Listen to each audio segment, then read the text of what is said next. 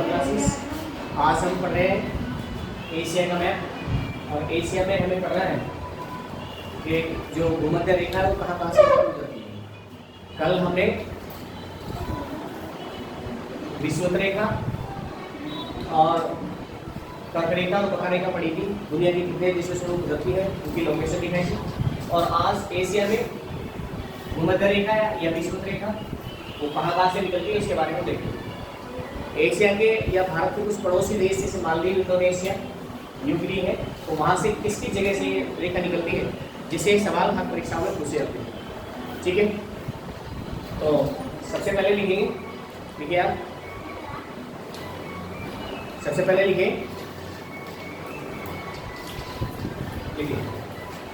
Asia, sorry देखिए ये दुनिया, देखो ये दुनिया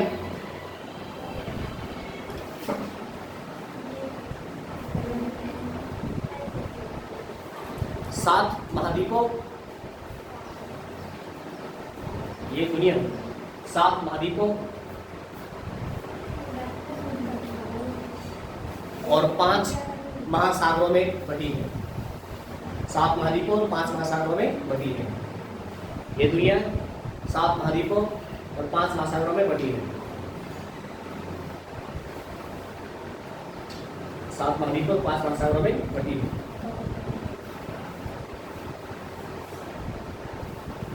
हो गया? अगले लिखेंगे, सबसे पहला महाद्वीप लिखिए कौन सा, और उसके बाद में ऐसे करके लिखेंगे, उसके बाद में निशान लाइन से पता चल जाएगा कौन सा सबसे बड़ा कौन सा सबसे छोटा। तो सबसे पहले लिखिए एशिया, ऐसे लाइन में लिखेंगे एशिया,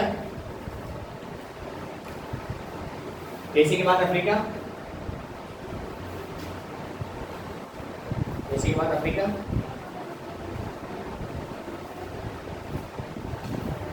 अफ्रीका के बाद उत्तरी अमेरिका, अफ्रीका के बाद उत्तरी अमेरिका,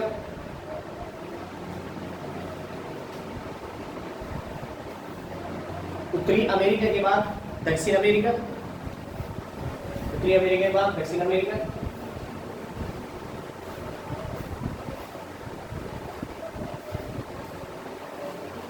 दक्षिण अमेरिका के बाद अंटार्कटिका, अंटार्कटिका लिखो, याद देखो अंटार्कटिका,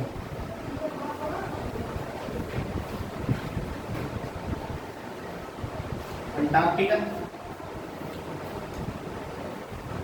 अंटार्कटिका के बाद लिखिए यूरोप, और यूरोप के बाद लिखिए ऑस्ट्रेलिया,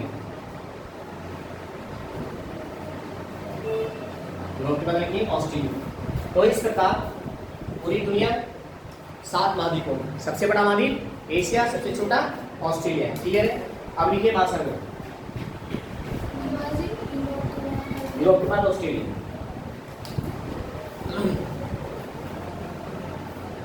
अगले लिखिए 5 महासागर, 5 महासागर। सबसे पहले लिखिए प्रशांत महासागर, प्रशांत महासागर।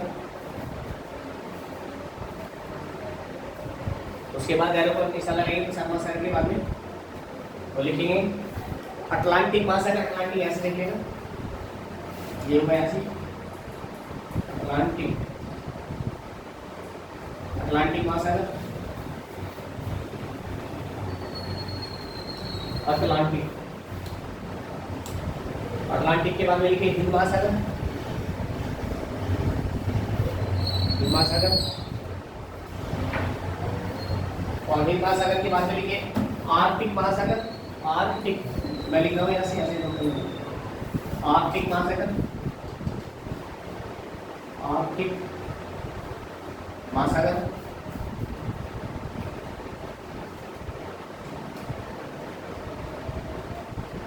और उसके बाद देखेंगे अंटार्कटिका महासागर, अंटार्कटिका महासागर, अंटार्कटिका महासागर।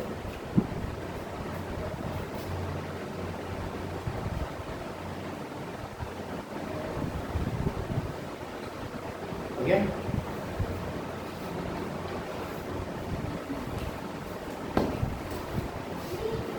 अंटार्कटिका वहाँ से आएगा।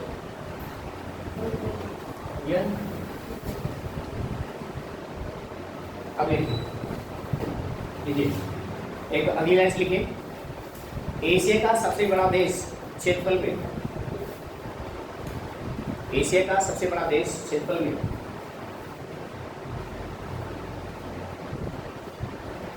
कौन सा है? रूस। एशिया का सबसे बड़ा क्षेत्रफल पे रूस है, रूस है। वह सबसे छोटा देश मालदीव है, ये बात, वह सबसे छोटा देश मालदीव है, सबसे छोटा देश मालदीव है।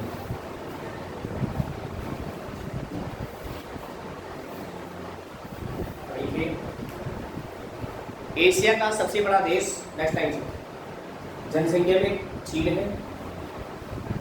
एशिया का सबसे बड़ा देश जनसंख्या में चीन है।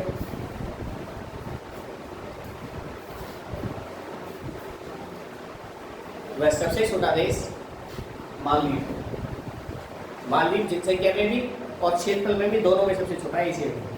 वह सबसे छोटा देश मालदीव। एक लाइन को लिखिए, दुनिया की 30% जनसंख्या, दुनिया की 30% जनसंख्या है, 30% जनसंख्या पॉपुलेशन, दुनिया की 30% पॉपुलेशन एशिया में निवास करती है।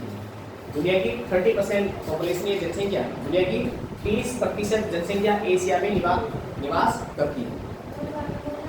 एशिया की 30% जनसंख्या, सॉरी, दुनिया की 30% जनसंख्या एशिया में निवास करती है। हो गया?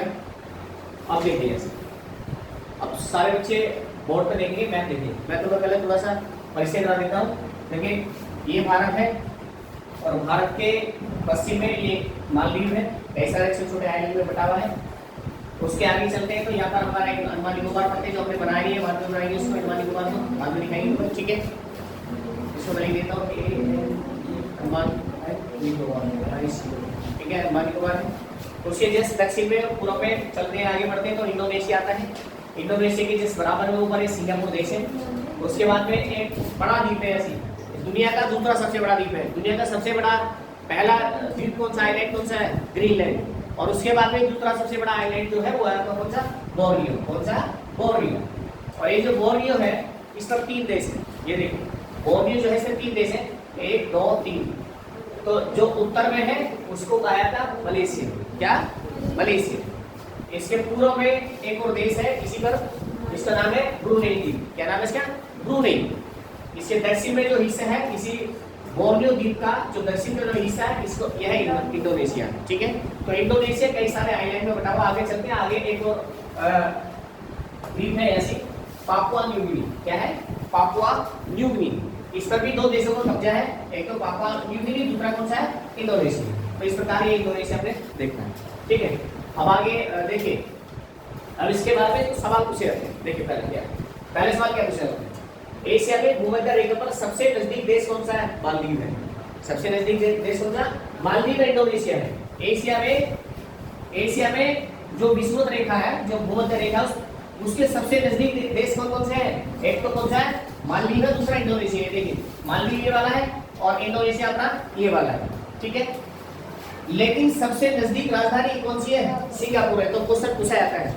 अब यदि सवाल ये आने लगे कि एशिया में विषुवत रेखा के सबसे नजदीक देश कौन सा है, तो तुम देखोगे कि ये है मालदीव है, इंडोनेशिया और ये है, ठीक है, तो आ जाएगा। लेकिन सबसे नजदीक राजधानी पूछी जाएगी। अब लोग बात सोचेंगे कि इसकी होगी मालदीव की। नहीं, मालदीव इस रेखा से अलग है। मालदीव की जो कैपिटल है माले, वो इससे अलग है थोड़ी सी। मालदीव के बीचों बीच से गुजर रही है विषुवत रेखा, लेकिन राजधानी अलग है। उसी तरह इंडोनेशिया की राजधानी कहाँ है? जकार्ता। जकार्ता ये जावा द्वीप पर है। वैसे इंडोनेशिया के बीचों बीच से निकली हुई है, लेकिन राजधानी इसकी हटके होगी।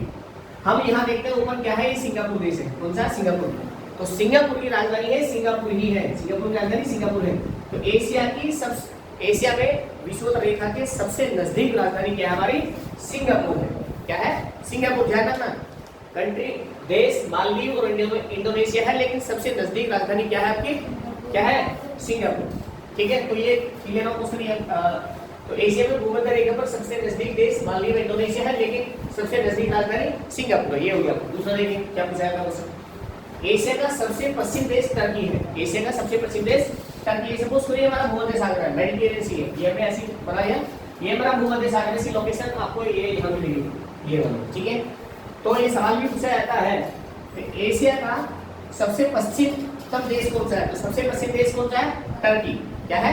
टर्की। लेकिन इसी भूमध्य सागर में एक बहुत छोटा सा आइलैंड पड़ता है, और वह जो आइलैंड है वह एक देश है जिसका नाम है क्या? साइप्रस।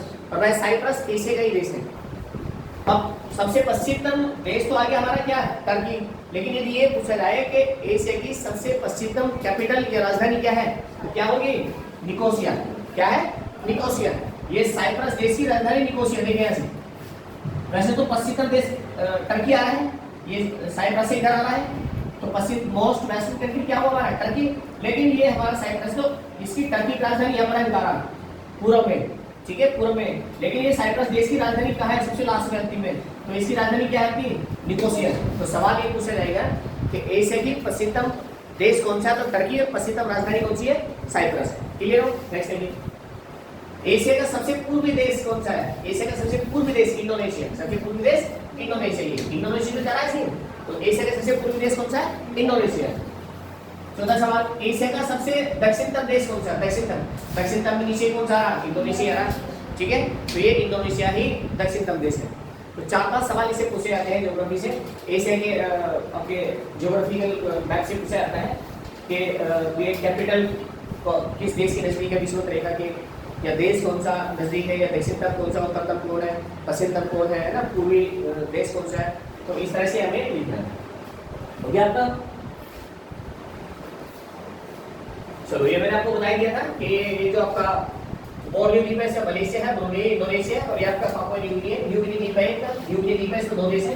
न्यू गिनी द्वीप है, इसमें 2 देश है, पापुआ न्यू गिनी, दूसरा आपका इंडोनेशिया। ठीक है, अब इसे